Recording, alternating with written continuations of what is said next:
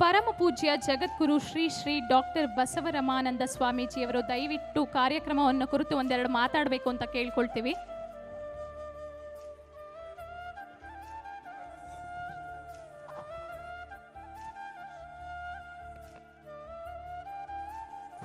ನಮ್ಮ ದೊಡ್ಡಣ್ಣನವರು ಒಂದು 2 ನಿಮಿಷ ಕೂತ್ಕೊಳ್ತಾರೆ.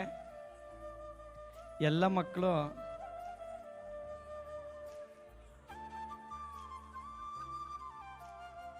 ಮಕ್ಕಳೆಲ್ಲ ಕೆಳಗಿಳಿಬೇಕು. ಎಲ್ಲ ಮಕ್ಕಳು ಕೆಳಗಿಳಿಬೇಕು.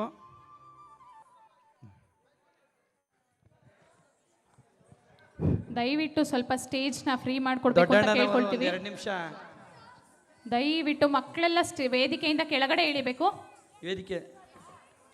ದಯವಿಟ್ಟು ವೇದಿಕೆ ಮುಂಭಾಗದಲ್ಲಿ ಕುಳಿತುಕೊಂಡು ಕಾರ್ಯಕ್ರಮವನ್ನು ವೀಕ್ಷಿಸಿ ಆನಂತರ ನಿಮಗೆ ನೆನಪಿನ ಕಾಣಿಕೆ ಕೊಡ್ತೀವಿ. ಓಕೆನಾ? ಅಲ್ಲಿ ತನಕ ದಯವಿಟ್ಟು ನಿಶಬ್ದವಾಗಿರಿ.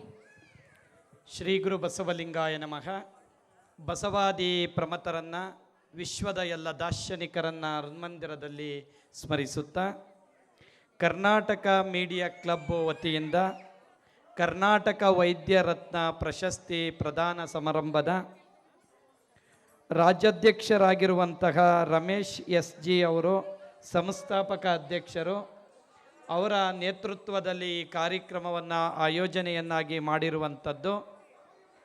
ಈ ಕಾರ್ಯಕ್ರಮದ ದಿವ್ಯ ಸಾನ್ನಿಧ್ಯವನ್ನು ವಹಿಸಿಕೊಂಡು ಆಶೀರ್ವಚನವನ್ನು ನೀಡಲಿರುವಂತಹ ಪರಮಪೂಜ್ಯ ರುದ್ರಮುನಿ ಶಿವಾಚಾರ್ಯ ಮಹಾಸ್ವಾಮೀಜಿಯವರು, ಅಧ್ಯಕ್ಷರು, ಸಧರ್ಮ ಸಿಂಹಾಸನ ಮಹಾಸಂಸ್ಥಾನ ಮಠ ಹೊನ್ನಮ್ಮಗವಿ ಮಠದ ಪೂಜ್ಯರ ಪಾದಕ್ಕೆ ಶರಣಾರ್ಥಿಗಳನ್ನು ಸಲ್ಲಿಸ್ತಾ, ಈ ಕಾರ್ಯಕ್ರಮದಲ್ಲಿ ಡಾಕ್ಟರ್ ಸಿದ್ದರಾಜ ಮಹಾಸ್ವಾಮೀಜಿಯವರು ಪೀಠಾಧ್ಯಕ್ಷರು, ಶ್ರೀ ಕ್ಷೇತ್ರ ಪಾಲನಹಳ್ಳಿ ಪೂಜ್ಯರು ಈ ಕಾರ್ಯಕ್ರಮದಲ್ಲಿ ದಿವ್ಯ ಸಾನ್ನಿಧ್ಯವನ್ನು ವಹಿಸ್ಕೊಂಡಿದ್ದಾರೆ. ಅವರ ಪಾದಕ್ಕೆ ಶರಣಾರ್ಥಿಗಳನ್ನು ಸಲ್ಲಿಸ್ತಾ, ಈ ಕಾರ್ಯಕ್ರಮವನ್ನು ಉದ್ಘಾಟಿಸಿದ ಗಣ್ಯ ವ್ಯಕ್ತಿಗಳಲ್ಲಿ ನಮ್ಮ ಹಾಸ್ಯ ಕಲಾವಿದರಾಗಿರುವಂಥ ದೊಡ್ಡಣ್ಣರವರು ಭಾಳ ಸುಮಾರು 700ಕ್ಕೂ ಹೆಚ್ಚು ಸಿನಿಮಾಗಳಲ್ಲಿ ನಟಿಸಿ 800ಕ್ಕೂ ಹೆಚ್ಚು ಸಿನಿಮಾಗಳಲ್ಲಿ ನಟಿಸುವುದರ ಮೂಲಕವಾಗಿ ತನ್ನದೇ ಆದಂತಹ ಹೆಜ್ಜೆ ಗುರುತುಗಳನ್ನು ಬಿಟ್ಟಿದ್ದಾರೆ.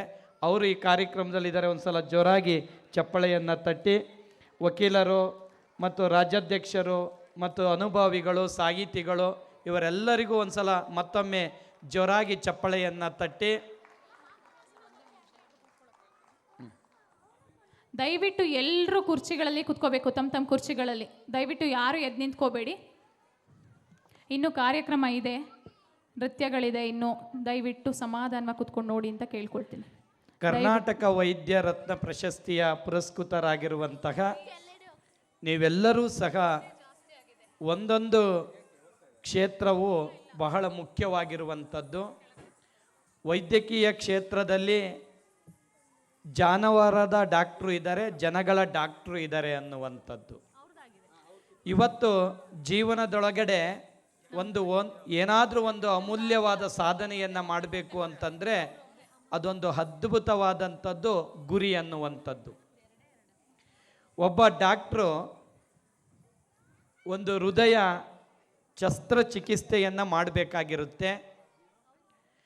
ಒಂದು ತಾಯಿ ಹೇಳುತ್ತೆ, ಭಾಳ ಬಡತನದ ಕುಟುಂಬದ ಆ ತಾಯಿ ತನ್ನ ಮಗುವನ್ನು ಕರ್ಕೊಂಬಂದು ಡಾಕ್ಟ್ರ್ ಹತ್ರ ತೋರಿಸ್ತಾರೆ. ನಿನ್ನ ಮಗುವಿನ ಹೃದಯದಲ್ಲಿ ಹೋಲಿದೆ, ಅದನ್ನು ಆಪ್ರೇಷನ್ ಮಾಡಬೇಕು ಅಂತ ಹೇಳ್ತಾರೆ. ಆದರೆ ಆ ಮಗುವಿಗೆ ಬ್ಲಡ್ ಕಡಿಮೆ ಇರುತ್ತೆ. 11% ಹೆಣ್ಮಕ್ಳಿಗೆ, 12 ಮೇಲೆ ಗಂಡು ಮಕ್ಕಳಿಗೆ ಇರಬೇಕಾಗಿರುವಂಥದ್ದು. ಆದರೆ ಆ ಮಗುವಿಗೆ ಕಡಿಮೆ ಬ್ಲಡ್ ಇರುವಂಥದ್ದನ್ನು ಹೇಳ್ತಾರೆ ಡಾಕ್ಟ್ರು. ಆದರೆ ನಾನು ಹೃದಯ ಶಸ್ತ್ರಚಿಕಿತ್ಸೆಯನ್ನು ಮಾಡ್ತೀನಿ, ಆದರೆ ಮಗು ಬದುಕುತ್ತೋ ಬಿಡುತ್ತೋ ನನಗೆ ಗೊತ್ತಿಲ್ಲ ಅಂತ ಹೇಳ್ತಾರೆ ಡಾಕ್ಟ್ರು.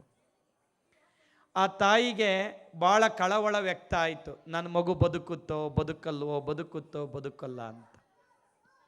ಆಗ ಮಗುವನ್ನು ಕರ್ಕೊಂಡು ಡಾಕ್ಟ್ರ್ ಹತ್ರ ಹೋಗ್ಬೇಕಾದ್ರೆ ಆ ತಾಯಿ ಹೇಳೋದು, ಮಗು ಇವತ್ತು ನೀನು ದೇವ್ರ ಹತ್ರ ಹೋಗ್ತೀಯಾ, ದೇವರನ್ನು ನೀನು ಕಾಣ್ತೀಯಾ ಅಂತ. ನೀನು ದೇವ್ರ ಹತ್ರ ಹೋಗ್ತೀಯಾ, ದೇವರನ್ನು ಕಾಣ್ತೀಯಾ ಅಂತ. ಆಗ ಆ ಮಗು ಹೇಳುತ್ತೆ, ಅಮ್ಮ ದೇವ್ರ ಹತ್ರ ಏನು ಬೇಡ್ಕೊಬೇಕಮ್ಮ ಅಂತ. ನನಗೆ ಆರೋಗ್ಯವನ್ನು ಕೊಡು ಅಂತ ಕೇಳು ಅಂತ ಹೇಳುತ್ತೆ. ಅಮ್ಮ ನನಗೆ ಆರೋಗ್ಯ ಇಲ್ವಾ ಅಂತ ಹೇಳುತ್ತೆ ಆ ಮಗು. ಇದೆ, ನೀನು ದೇವ್ರ ಹತ್ರ ಹೋದಾಗ ನಮ್ಮ ಅಮ್ಮ ಅಪ್ಪ ಎಲ್ಲರಿಗೂ ಒಳ್ಳೆಯದಾಗಲಿ ಅಂತ ಕೇಳು ಮಗು ಅಂತ. ಆಯಿತು, ಅವರಮ್ಮ ಹೊರಗಡೆ ಕೂತ್ಕೊಂಡು ಧ್ಯಾನ ಮಾಡ್ತಿದೆ, ನನ್ನ ಮಗುವಿಗೆ ಹೃದಯ ಶಸ್ತ್ರಚಿಕಿತ್ಸೆ ಯಶಸ್ವಿ ಆಗಲಿ ಅಂತ. ಡಾಕ್ಟ್ರು ಏನು ಮಾಡಿರ್ತಾರೆ, ಆಪ್ರೇಷನ್ ಮಾಡಬೇಕು ಅಂತ ಥಿಯೇಟ್ರಲ್ಲಿ ಕರ್ಕೊಂಡೋಗ್ಬಿಟ್ಟು ಕೂರಿಸ್ಕೊಂಡು ಆ ಓಪನ್ ಸರ್ಜರಿ ಮಾಡುವಂಥ ಸಂದರ್ಭದಲ್ಲಿ ಬ್ಲಡ್ ನಿಂತುಬಿಡುತ್ತೆ. ಆ ಬ್ಲಡ್ ನಿಂತ ಕ್ಷಣವೇ ಆ ಡಾಕ್ಟ್ರಿಗೆ ಕೈ ಕಾಲು ನಡುಗು ಬರುತ್ತೆ. ಏನು ಅವ್ರ ತಾಯಿ ಇಷ್ಟೊಂದು ಬೇಡ್ತಿದ್ದಾರೆ, ಬಡವರಿದ್ದಾರೆ, ಏನು ಮಾಡೋದು ಅಂತ. ಅವ್ರ ಕೈಗೆ ಏನೋ ಒಂದು ಹತ್ತಿರುತ್ತೆ, ಅದನ್ನು ಒರೆಸ್ಕೊಂಬರ್ಬೇಕು ಅಂತ ಹೋದಾಗ ಆ ಬ್ಲಡ್ ಪಂಪ್ ಆಗ್ತಾ ಇರುವಂಥದ್ದು ಅವ್ರು ಹೋಗಿ ಬರೋದ್ರೊಳಗೆ ತಾನಾಗಿಯೇ ಪಂಪ್ ಆಗಕ್ಕೆ ಶುರುವಾಗುತ್ತೆ. ಆಗ ಡಾಕ್ಟ್ರು ಬಂದು ಅವ್ರ ತಾಯಿಗೆ ಹೇಳ್ತಾರೆ, ನೋಡು ನೀನು ಮಾಡಿದ ಪ್ರಾರ್ಥನೆ ನಿನ್ನ ಮಗುವಿನ ಜೀವ ಉಳಿಸಿದೆ ಅನ್ನುವಂಥ. ಅದಕ್ಕೆ ನೆಂಬರು ನೆಚ್ಚರು ಬರಿದೆ ಕರೆವರು, ನೆಂಬಲರಿಯರು ಈ ಲೋಕದ ಮನುಜರು. ನಂಬಿ ಕರೆದಡೆ ಓ ಎನ್ನನೆ ಶಿವನು, ನೆಂಬದೆ ನೆಚ್ಚದೆ ಬರಿದ ಕರೆವರ ಕೊಂಬಿ ಮೆಟ್ಟಿ ಕೂಗೆಂದ ಕೂಡಲ ಸಂಗಮ ದೇವ. ನಾವು ಯಾವುದರ ಮೇಲೆ ನಂಬಿಕೆ ಇಟ್ಟಿರ್ತೀವೋ ಅದು ನಿಜವಾಗಿಯೂ ಸಾಕ್ಷಾತ್ಕಾರ ಆಗುತ್ತೆ ಅನ್ನುವಂಥದ್ದಕ್ಕೆ ಈ ತಾಯಿನೇ ಕಾರಣ ಅನ್ನುವಂಥದ್ದು. ಎಲ್ಲ ತಾಯಂದಿರರು ತಮ್ಮ ಮಕ್ಕಳನ್ನು ಸಂಸ್ಕಾರಯುತವಾಗಿ ಬೆಳೆಸಿದಾಗ ಮಾತ್ರ. ನೋಡಿ, ವಿದ್ಯೆ ಬಂತು, ವಿನಯ ಹೋಯ್ತು ಅನ್ನುವಂಥದ್ದು. ಇವತ್ತು ದೂರದರ್ಶನ ಬಂತು, ಧರ್ಮದರ್ಶನ ದೂರ ಆಯಿತು ಅನ್ನುವಂಥದ್ದು. ಮೊದಲು ವೈದ್ಯರು ತನ್ನ ಮಕ್ಕಳ ನಾಡಿಯನ್ನು ಹಿಡಿದು ವಾತ ಪಿತ್ತ ಕಫ ಈ ಮೂರಲ್ಲಿ ಏನು ಕಾಯಿಲೆ ಇದೆ ಅನ್ನುವಂಥದ್ದನ್ನು ನೋಡ್ತಾ ಇದ್ದರು. ಇವತ್ತು ನಾಡಿ ಮಿಡಿತವು ವರ್ಕ್ ಆಗದ ರೀತಿಯಲ್ಲಿ ಇವತ್ತು ನಮ್ಮ ವೈದ್ಯಕೀಯ ವ್ಯವಸ್ಥೆ ವಿಕಾಸಗೊಂಡಿರುವಂಥದ್ದು. ಮೊದಲೊಂದು ನಮ್ಮ ಶರೀರದ ಒಳಗಡೆ ಸ್ಥೂಲ ಸೂಕ್ಷ್ಮ ಕಾರಣ ಅನ್ನುವಂಥ 3 ಶರೀರಗಳಿರುವಂಥದ್ದು. ಆದರೆ ಈ ಶರೀರ ಇದೆಯಲ್ಲ, ಇದು ನಿಮಗೆಲ್ಲರಿಗೂ ಒಂದು ನೆನಪಿರಲಿ, ಸಾವು ಇದೆಯಲ್ಲ ಅದು ಜೀನ್ಸಿಂದ ಬರುತ್ತೋ, ಪ್ರಕೃತಿಯಿಂದ ಬರುತ್ತೋ, ಅಥವಾ ಒಂದು ವ್ಯವಸ್ಥಿತವಾಗಿರುವಂಥದ್ದು ಮೊದಲೇ ಹಣೆ ಬರದಲ್ಲಿ ಬರೆದಿದೆಯಾ ಅನ್ನುವಂಥದ್ದನ್ನು ಇದುವರೆಗೂ ಕಂಡುಹಿಡಿಯುವುದಕ್ಕಾಗಿಲ್ಲ. ನಮ್ಮ ಡಾಕ್ಟ್ರು ಭಾಳ ಜನ ಇದ್ದಾರೆ. ಜೀವಾತ್ಮವನ್ನು ಎಷ್ಟು ಜನ ನೋಡಿದ್ದೀರಾ? ಆಪ್ರೇಷನ್ ಮಾಡ್ಬೇಕಾರೆ ಕೈ ಎತ್ತರ ನೋಡೋಣ. ಎಷ್ಟು ಜನ ಡಾಕ್ಟ್ರ್ ಇದ್ದೀರಾ? ಡಾಕ್ಟ್ರ್ ಎಷ್ಟು ಜನ ಇದ್ದೀರಾ? ಕೈ ಎತ್ತರ ನೋಡೋಣ. ಕೈ ಧೈರ್ಯವಾಗಿ ಎತ್ತಿ. ನಿಮ್ಮ ಆ ಮಗುವಿಂದಾಗಲಿ ಯಾರು ಜೀವಾತ್ಮವನ್ನು ಎಷ್ಟು ಜನ ನೋಡಿದ್ದೀರಾ? ಇಲ್ಲ. ಸ್ವರ್ಗಕ್ಕೆ ಹೋದವರಿಲ್ಲ, ಸುದ್ದಿ ತಂದವರಿಲ್ಲ ಅಂತ ನಮ್ಮ ಜಾನಪದರು ಹೇಳ್ತಾರೆ. ಇವತ್ತು ಶಸ್ತ್ರಚಿಕಿತ್ಸೆಯನ್ನು ಮಾಡಿದಂಥ ಸಂದರ್ಭದಲ್ಲಿ ಹೃದಯದಲ್ಲಿ ದೈವ ಇದ್ದಾನೆ, ಆದರೆ ಕಂಡಿದ್ದಾನ? ಇವತ್ತು ನಿಜವಾದ ದೈವ ಅಂದರೆ ನಮಗೆ ಸ್ಪಂದಿಸಿ ಕಷ್ಟಕ್ಕೆ ಆಗುವಂಥವನೇ ನಿಜವಾದ ದೈವ. ಡಾಕ್ಟ್ರು ಬರ್ತಾರೆ, ಬಂದುಬಿಟ್ಟು ಒಂದು ಪೇಷಂಟಿಗೆ ಅವ್ರಿಗೆ ಗೊತ್ತಿರುತ್ತೆ, ಇನ್ನೊಂದು ವಾರಕ್ಕೆ ಸಾಯ್ತೀಯಪ್ಪ ಅಂತ ಹೇಳ್ಬಿಟ್ರೆ ಅವನು ಅವಾಗಲೇ ಸತ್ತು ಬಿಡ್ತಾನೆ. ಅವನಿಗೆ ಧೈರ್ಯ ತುಂಬಬೇಕು. ನೋಡಿ, ನೀನು ಭಾಳ ಚೆನ್ನಾಗಿದೆಯಾ, ಏನೂ ಇಲ್ಲ, ಸಣ್ಣದೇ ಒಂದು ಕಾಯಿಲೆ ಇದೆ, ಅದಕ್ಕೊಂದು ಟ್ರೀಟ್ಮೆಂಟ್ ಕೊಟ್ಬಿಟ್ಟು ಆಪ್ರೇಷನ್ ಮಾಡ್ತೀಯಾ, ನೀನು ಕುದುರೆ ಇದ್ದಂಗೆ ಇರ್ತೀಯಪ್ಪ ಅಂತ ಧೈರ್ಯ ತುಂಬು. ಮತ್ತು ಅವನಿಗೆ ಎಷ್ಟು ಖುಷಿಯಾಗುತ್ತೆ ಅಂದರೆ ಆಯುಷ್ಯು ಇಂಪ್ರೂವ್ ಆಗುತ್ತೆ. ಸಂಗೀತದ ಮೂಲಕ ಕ್ಯಾನ್ಸರ್ ಹೋಗುವಂತಹದನ್ನು ಅಮೇರಿಕದವರು ಕಂಡಿಡಿದಿರುವಂಥದ್ದು. ಆದರೆ ನಮ್ಮ ಆಯುರ್ವೇದದಲ್ಲಿ ಎಲ್ಲ ಔಷಧಿಗಳನ್ನು, ಎಲ್ಲ ರೀತಿಯ ಔಷಧಿಗಳು ನಮ್ಮ ಆಯುರ್ವೇದದಲ್ಲಿದೆ ಅನ್ನುವಂಥದ್ದು. ಗೌಜು ಚಕ್ಕೆ ಅಂತ ಒಂದು ಗಿಡ ಇದೆ, ಮರ ಇದೆ, ಗೌಜು ಚಕ್ಕೆ ಮರ ಅಂತ. ನೀವು ಶಸ್ತ್ರಚಿಕಿತ್ಸೆಯನ್ನು ಮಾಡ್ತೀರಿ, ಈ ಬೆಳ್ಳನ್ನು ಕಟ್ ಮಾಡಿ ಹಾಗೆ ಜೋಡಿಸಿ ಆ ಚಕ್ಕೆಯ ಪುಡಿಯನ್ನು ಕಟ್ಟಿ ಅದಕ್ಕೆ ಜೋಡಿಸಿದರೆ ಅದು ಕಲೆನೂ ಸಹ ಕಾಣೋದಿಲ್ಲ. ಅಷ್ಟು ಪವರ್ಫುಲ್ಲಾದ ಆಯುರ್ವೇದ ನಮ್ಮ ನಾಡಿನಲ್ಲಿದೆ. ಅದ್ಭುತವಾಗಿರುವಂಥದ್ದು. 12ನೇ ಶತಮಾನದಲ್ಲಿ ವೈದ್ಯ ಸಂಗಣ್ಣ ಅಂತ ಒಬ್ಬ ಶರಣ ಇದ್ದ. ಕಲ್ಯಾಣದಲ್ಲಿರುವಂಥ ಎಲ್ಲರಿಗೂ ಔಷಧಿಯನ್ನು ತಯಾರು ಮಾಡಿಕೊಡುವಂಥದ್ದು. ಕೆಮ್ಮು ಜ್ವರ ನೆಗಡೆ ಏನೇ ಬಂದ್ರೂ ಅಷ್ಟೇ ಎಲ್ಲ, ಶರೀರದ ಯಾವುದೇ ಭಾಗದಲ್ಲಿ ಹುಣ್ಣಾಗಿದ್ದರೂ ಅದಕ್ಕೆ ಔಷಧಿಯನ್ನು ಕೊಡ್ತಾ ಇದ್ದರು. ನಿಮಗೆಲ್ಲರಿಗೂ ನೆನಪಿರಲಿ, ಕಾಯಿಲೆ ಬರೋದು ಮೂರಿಂದ ಮಾತ್ರ. ಒಂದು ವಾತ, ಪಿತ್ತ, ಕಫ. ಇವನ್ ಬಿಟ್ಟು ಬೇರೆದ್ರಲ್ಲಿ ಬರೋಕ್ಕೆ ಸಾಧ್ಯನೇ ಇಲ್ಲ. ಬೆಳಗ್ಗೆ ಎದ್ದ ತಕ್ಷಣವೇ ನೀವು ಒಂದು ಸಲ ಈಗ ಬಡ್ಕೊಂಡು ಈ 3 ನರವನ್ನು ಹಿಡ್ಕೊಂಡ್ರೆ ನನಗೆ ಯಾವುದಿದೆ ಅನ್ನುವಂಥದ್ದು ಗೊತ್ತಾಗುತ್ತೆ. ನಿಮಗೆಲ್ಲರಿಗೂ ನೆನಪಿದೆ, ಈ ಕಿಡ್ನಿ ಮೇಲೆ ಕಲ್ಲು ಆಪರೇಷನ್ ಎಷ್ಟು ಜನ ಮಾಡಿದ್ರ ಕೈ ಎತ್ರಿ? ಡಾಕ್ಟ್ರು ಭಾಳ ಜನ ಮಾಡಿದಿರಿ. ನಿಮಗೆ ನೆನಪಿರಲಿ, ನಮ್ಮಲ್ಲಿ ಜಗಳಗಂಟೆ ಮರ ಅಂತ ಒಂದಿದೆ. ಜಗಳಗಂಟೆ ಮರ ಅಂತ. ಯಾರ ಮನೆಯಲ್ಲಿ ಜಗಳ ಆಡಿರೋದಿಲ್ವೋ ಅವ್ರ ಮನೆಯಲ್ಲಿ ಆ ಕಾಯನ್ನು ಒಲೆ ಹತ್ರ ತಗೊಂಡೋದ್ರೆ ಖಂಡಿತ ಜಗಳ ಆಡ್ತಾರಂತೆ. ಹಾಗಾದರೆ ಏನು ಸ್ವಾಮೀಜಿ ಇದ್ರ ವಿಶೇಷ ಗುಣ ಅಂದರೆ, ಅದರ ಬೇರನ್ನು ಪೂರ್ವ ಅಥವಾ ಉತ್ತರ ಕರೆದಿರುವಂಥದ್ದನ್ನು ನಮ್ಮ ಆಯುರ್ವೇದ ಡಾಕ್ಟ್ರ್ ಹೇಳ್ತಾ ಇದ್ದಂಥದ್ದು. ಅದನ್ನು ಅಮಾವಾಸ್ಯೆ ಹುಣ್ಣಿಮೆಯಲ್ಲಿ ಕಟ್ ಮಾಡ್ಕೊಂಬಂದು ತೇದು ಹಾಲಲ್ಲಿ ಕೊಟ್ಟರೆ 5 mm ಒಳಗಿರುವಂತಹ ಕಿಡ್ನಿ ಸ್ಟೋನ್ ಕರಗುತ್ತೆ ಅನ್ನುವಂಥದ್ದು. 5 mm ಒಳಗಿದ್ರೆ ಮಾತ್ರ ಕರಗುತ್ತೆ ಅನ್ನುವಂಥದ್ದು. ಅಂದರೆ ನಮ್ಮ ಆಯುರ್ವೇದದಲ್ಲಿ ಅಷ್ಟೇ ಎಲ್ಲ ಬಾಳೆಕಂದು ಅದರ ಒಳಗಡೆ ಇರುವಂಥದ್ದು ಇದೆಯಲ್ಲ, ಅದನ್ನು ಮಜ್ಜಿಗೆ, ಹಸಿ ಶುಂಠಿ ಕುಟ್ಟಿ ಅದನ್ನು ಜ್ಯೂಸ್ ಮಾಡ್ಕೊಂಡು ಕುಡಿದಂಥ ಸಂದರ್ಭದಲ್ಲಿ ನಮ್ಮಲ್ಲಿ ರೋಗ ನಿರೋಧಕ ಶಕ್ತಿ ಜಾಸ್ತಿ ಆಗುತ್ತೆ. ಒಳಗಡೆ ಏನಾದರೂ ಇದ್ದರೆ ಅದನ್ನೆಲ್ಲ ತೆಗಿತೈತೆ ಅನ್ನುವಂಥದ್ದು. ಹಾಗಾದರೆ ಇವತ್ತು ನಮ್ಮ ಆಯುರ್ವೇದ ಪವರ್ಫುಲ್ ಆಗಿದೆ. ಆದರೆ ಅದು ನಿಧಾನವಾಗಿ ಏನಾಗ್ತಾ ಇದೆ ಅಂದರೆ ವಿಕಾಸಗೊಳ್ಳುವಂಥದ್ದು, ಒಂದೇ ಸಲ ಬೇರ್ಬರಿಕೆಗೆ ಕಿತ್ತಾಕುವಂಥದ್ದು.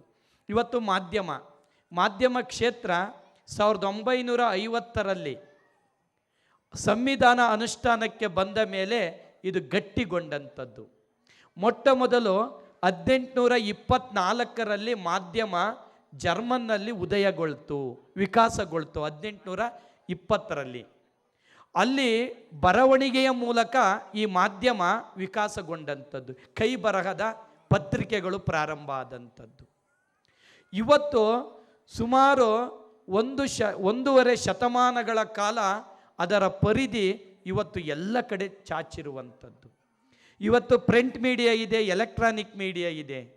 ಆದರೆ ಇವತ್ತು ಇವತ್ತು ಬೆಳಗ್ಗಿನ ಪತ್ರಿಕೆಯನ್ನು ನಾವು ಓದೋದೇ ಬೇಕಾಗಿಲ್ಲ, ಅಲ್ಲ ವಾಟ್ಸಪ್ಪು, ಫೇಸ್ಬುಕ್ಕಲ್ಲಿ, ಟ್ವಿಟರಲ್ಲಿ ಮಾಹಿತಿ ಬಂದುಬಿಡುತ್ತೆ. ಆದರೆ ಇವತ್ತಿನ ಸುದ್ದಿ ನಾಳೆಯ ಲದ್ದಿ ಆಗಿರುವಂಥದ್ದು.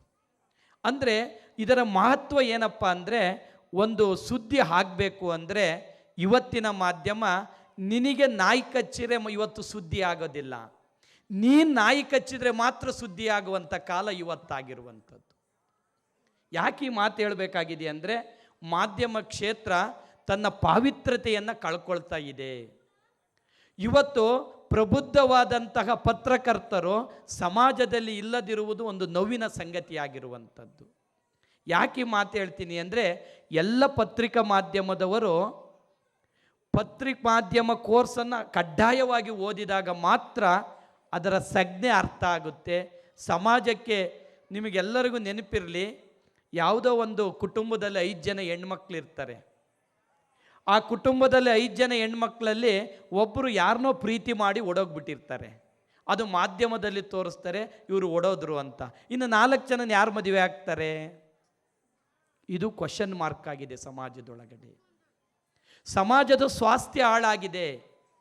ಇವತ್ತು ಮಾಧ್ಯಮ ವಿಕಾಸಗೊಂಡಂತೆ ಈ 4 ಜನ ಮಕ್ಕಳನ್ನು ಇನ್ಯಾರು ಮದುವೆ ಆಗ್ತಾರೆ? ಅವ್ರ ಮಗಳು ಹಿಂಗೆ ಹೋಗಿದ್ರು ಹೊರಗಡೆ, ಇನ್ನೊಬ್ಬರ ಜೊತೆ ಮದುವಾಗಿ, ಅದು ಸ್ವಾತಂತ್ರ್ಯ ಇದೆ. ಆದರೆ ಮಾಧ್ಯಮ ಇವತ್ತು ಯಾರನ್ನು ಬೇಕಾದರೂ ಕ್ವಶನ್ ಮಾರ್ಕ್ ಹಾಕಿ CM ಮಾಡ್ಬೋದು, ಪ್ರಧಾನಮಂತ್ರಿ ಮಾಡ್ಬೋದು, ಆದರೆ ಕ್ವಶನ್ ಮಾರ್ಕಿನ ಮೇಲೆ ನಿಂತಿರುವಂಥದ್ದು.